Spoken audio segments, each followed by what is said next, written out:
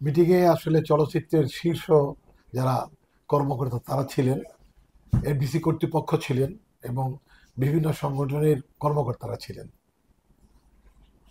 কি ধরনের আলাপ হয়েছে? আমরা দেখলাম যে ঝামেলার কথা শোনা যাচ্ছিল, যে ভিতরে ঢোকা নিয়েও একটা ক্যাচাল হয়েছিল। আসলে ঘটনাটা কি হয়েছিল যদি একটু ছোট করে বলতেন? এটা অ্যাকচুয়ালি নিজেদের মধ্যে একটা মিসআন্ডারস্ট্যান্ডিং যেটা হয়, যেটা সব জায়গায় হচ্ছে, সেটা এখানেও হালকা হয়েছে, খুব কম।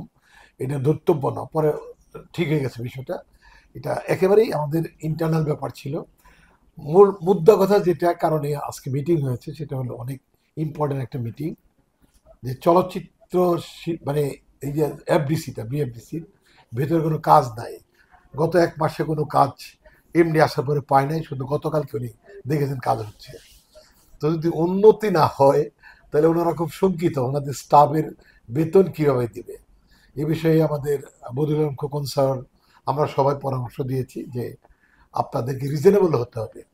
আউটসাইডে যে ক্যামেরাটা 8,000 টাকা পাওয়া যায়, সেটা আপনার এখানে 20-25 হাজার টাকা লাগে। একই জিনিস, একই আউটপুট, তাহলে এখানে কেন আসবে? আপনাকে সম্যক ধারণা নিতে হবে যে আউটডোরে একটা স্পট, প্রিয়াঙ্কা স্পটের ভাড়া কত, বা অমুক ফিল্ম সিটির ভাড়া কত, আর আপনার বিএফডিসির ভেতরে কাজ করলে কত টাকা লাগে। যদি ওইখানে যেতে এখানে অনেক বেশি হয়, তাহলে এখানে কেন আসবে? সবাই তো একটু সাশ্রয় চায়। আর যেহেতু চলচ্চিত্র, উনি একটু আগে বললেন, প্রায় 2-3 কোটি টাকা লাগে এটা চলচ্চিত্র বানাতে। হল আছে 40টা, এই টাকাটা তো উঠবে না, আমরা সবাই জানি যে উঠবে না। তারপরে কিছু মানুষ আছে নিবেদিত বা মাথায় পোকা, এরকম কিছু মানুষ আছে যারা চলচ্চিত্র বানাতে চায় বা বানায়, কম কম বানায় কিন্তু বানায়। অল্প বাজেটের মুভি হয়তো হচ্ছে, কিন্তু বড় ক্যাম্পেনের মুভি কম হচ্ছে, এই জন্য যে টাকা তো উঠে আসে না, সমস্যা একটাই। আর বানাতে যে গভর্নমেন্ট একটা প্রেশার দেয়, যেটা যেখানে চলচ্চিত্র নির্মাণ হওয়ার কথা, সেখানে যদি এমনভাবে প্রেশারে রাখে, তাহলে আসলে স্বাধীনভাবে কাজও করা যায় না। এখানে এডিট করতে লাগে 12 লক্ষ টাকা, বাইরে হয়তো 1.5 লক্ষ টাকা লাগে, এরকম হয়। না, আপনি তো বেশ কিছু সিনেমা প্রডিউস করেছেন এবং অভিনয় করেছেন। আপনার সিনেমাগুলো কি এফডিসিতে শুটিং করেছিলেন? আমি ঠিক প্রডিউসার না, এজি প্রোডাকশন আমাদের ঘরানার, ওনারা মুভি বানায়। তো একটি ফিল্ম বদিউল আলম খোকন সাহেব যেটা বানিয়েছেন, অন্ধকার জগৎ, সেটা এফডিসিতে হয়েছে। সেটা বিল এসেছিল 17 লক্ষ টাকা, শুধু এফডিসির ভেতরে, আউটডোর তো বাদ। 17 লক্ষ টাকা, এবং মানে দিতেই হয়েছে টাকাটা। তখন এমডি যিনি ছিলেন, তিনি বলছিলেন যে এটা দরখাস্ত দেন, কমিয়ে দেবো। 1টি টাকাও কমাতে পারিনি।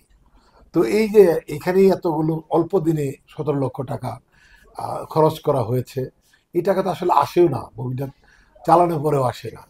এটা আমাদেরকে সবাইকে চলচ্চিত্র বান্ধব হতে হবে, মায়া থাকতে হবে, দরদ থাকতে হবে, যাতে চলচ্চিত্র টিকে। এই টিকার বিষয়টি খুব ইম্পর্টেন্ট। আজকে মিটিংটা কতটা ফলপ্রসূ বলে মনে হচ্ছে আপনার? অনেক বেশি। আজকে ওনারা গভর্নমেন্ট অফিসার যারা আছেন দায়িত্বে, ওনারা অসম্ভব পজিটিভ ছিলেন, অত্যন্ত বিনয়ী ছিলেন। তারা বলেছেন যে আপনারা যেভাবে চাবেন আমরা সেভাবে কাজ করতে চাই, তাও এই চলচ্চিত্রের এই বিএফডিসির উন্নতি দেখতে চাই, এটি ওনারা বলেছেন। আচ্ছা, এফডিসিতে সবসময় দুইটা গ্রুপ বা এরকম বিষয়গুলো থাকে, এবং এটা নিয়ে আমরা বিভিন্ন সময় মিডিয়াতে দেখি আপনাদের ভিতরে, শিল্পীদের ভিতরে পক্ষ বিপক্ষ থাকে, এবং সেটা মাঝখানে একটু কমে গিয়েছিল। এখন আবারও কি সেই ধরনের কিছু হচ্ছে কিনা? এই বিষয়ে বলতে চাই যে মানে গ্রুপ তো সব জায়গায় আছে, তবে এফডিসিতে গ্রুপটা থাকা বাঞ্ছনীয় নয়। যেহেতু আমাদের সিনেমার এই চলচ্চিত্রটা মৃত পায়, প্রায় মৃত অবস্থা, এখানে মানুষজনগুলো কাজ নাই, হাহাকার চলছে।